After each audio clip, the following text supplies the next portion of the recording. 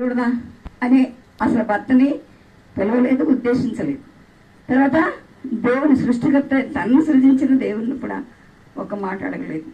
అడగకుండా ఏం చేసింది, ఆ చెట్టు ఆ వృక్ష ఫలం తినడమే కాకుండా అది తన భర్తకు కూడా ఇవ్వడం జరిగింది.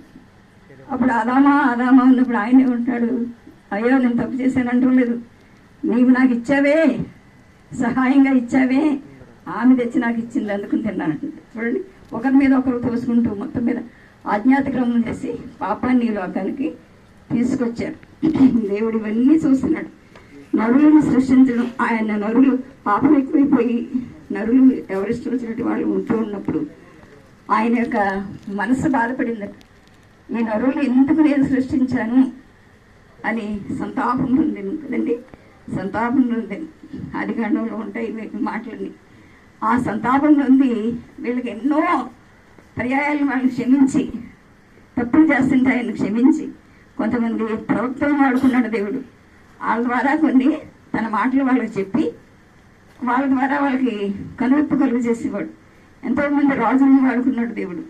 తన ప్రజల్ని ఏర్పాటు చేసుకున్నాడు దేవుడు. ఇశ్రాయేలీయులను ఏర్పాటు చేసుకున్నాడు.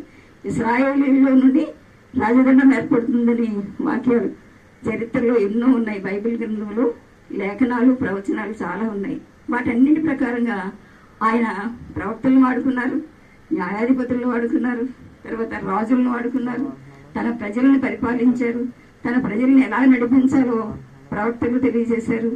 తర్వాత వాళ్ళని ఐగుప్తు దాస్యం నుండి విడిపించి 40 సంవత్సరాలు వాళ్ళ దగ్గర నుంచి ఆ దాస్యాన్ని నుంచి విడిపించి దాన్ని పెట్టండి వాళ్ళు పేదలు ప్రవహించిన ప్రదేశాన్ని తీసుకురావడానికి దారిలో వాళ్ళు వ్యతిరేకించినా వాళ్ళని క్షమిస్తూ ఉండేవాడు దేవుడు.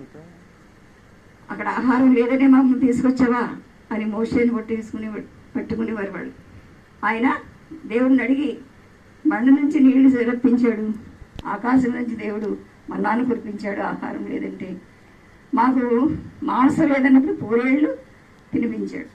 ఇలాగా మాంసం కోసం, ఆహారం కోసం, నీళ్ల కోసం వాళ్ళు మోషేని విసిగించినప్పుడు దేవుడు అవన్నీ క్షమించి వీళ్ళని పాలు తేనెలు ప్రవహించే దేశంలో తీసుకొచ్చాడు.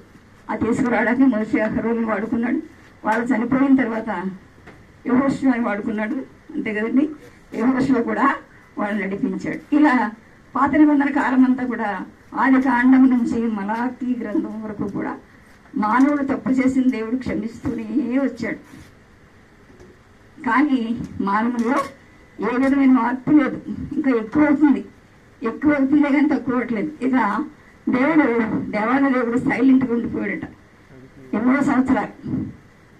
ఆది కాండం నుంచి మలాకీ గ్రంథం వరకు కూడా దేవుడు నడిపించింది.